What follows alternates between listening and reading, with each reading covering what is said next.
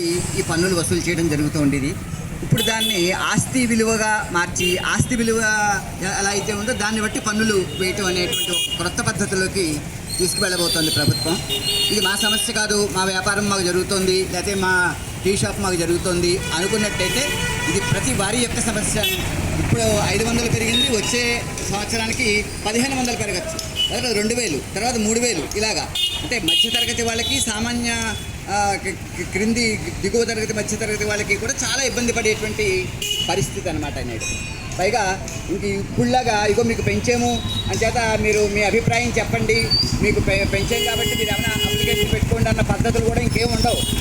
ఎందుకంటే ఆస్తి విలువ క్రమేపీ పెరుగుతూనే ఉంటుంది ప్రతి సంవత్సరం. ఆ ఆస్తి విలువ పెరిగినప్పుడల్లా ఈ పన్నులు పెరుగుతూ ఉంటాయి, ఇంకా మన ప్రమేయం ఏమి లేకుండా అన్నమాట.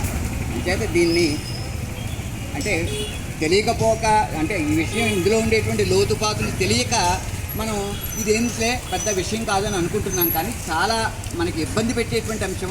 అసలే బ్రతకలేని రోజులు, ప్రతిదీ కూడా మనకి రేట్లు పెరిగిపోయి 10,000 ఇచ్చినా 20,000 ఇచ్చినా కూడా మనకి ఒక వారం రోజుల్లో అయిపోయేటువంటి ఈ రోజుల్లో మరి ఇంక ఈ పన్నులు కట్టుకుంటూ కూర్చున్నామంటే మనం సంపాదించినంత పన్నులకే సరిపోతుంది.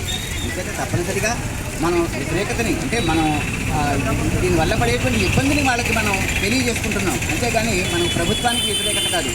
చేత దయచేసి తప్పనిసరిగా అందరూ పాల్గొని మన అభిప్రాయాన్ని, ఈ పన్నుల విషయంలో మన వ్యతిరేకతని, ప్రజల యొక్క వ్యతిరేకతని మన అందరం కూడా తెలియపరుచుకున్నాం. తప్పలేదు, అందరూ కూడా ఈ ఉద్యమంలో పాల్పంచుకోవాలని చెప్పేసి నేను మనస్ఫూర్తిగా కోరుకుంటున్నాను. ఈరోజు కేంద్ర ప్రభుత్వ ఆదేశాలతోటి రాష్ట్ర ప్రభుత్వం తలవొగ్గి ప్రజల మీద అతి భారాన్ని మోపుతున్నాయి.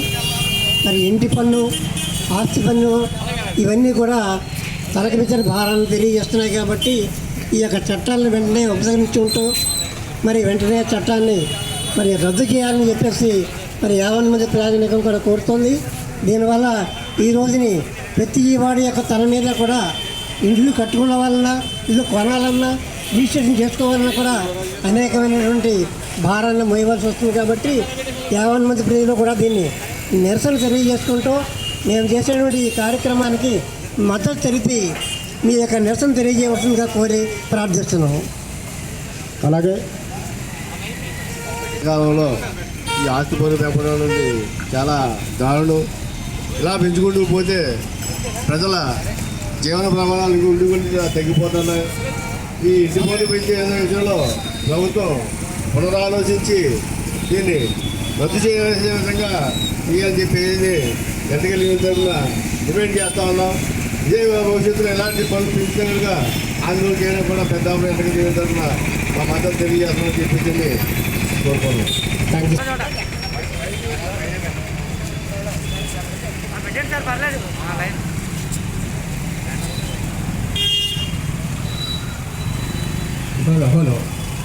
వ్యతిరేకించండి ఆస్తి విలువను బట్టి పెంచే పన్నుల విధానాన్ని. వ్యతిరేకించండి ఆస్తి విలువను బట్టి పెంచే పన్నుల విధానాన్ని.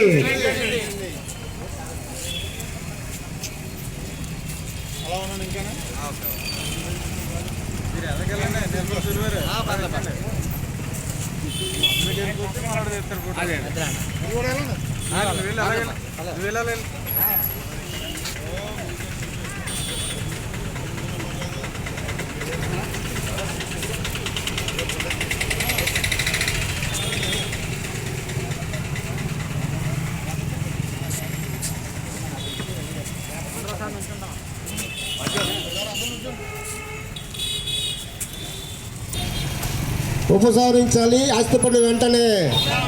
ఆస్తి పన్ను పెంచి జారీ చేసిన ఆర్డినెన్స్ వెంటనే, ఆస్తి పన్ను పెంచే ఆర్డినెన్స్ వెంటనే, ఇంటి పన్ను పెంచే ఆర్డినెన్స్ వెంటనే రద్దు చేయాలి. జీవో వెంటనే, ఇంటి పన్ను పెంచే జీవో వెంటనే వ్యతిరేకించండి. పట్టణ సంస్కరణలపై ప్రజలపై భారాలను, పట్టణ సంస్కరణలపై ప్రజలపై భారాలను, పట్టణ సంస్కరణలపై ప్రజలపై భారాలను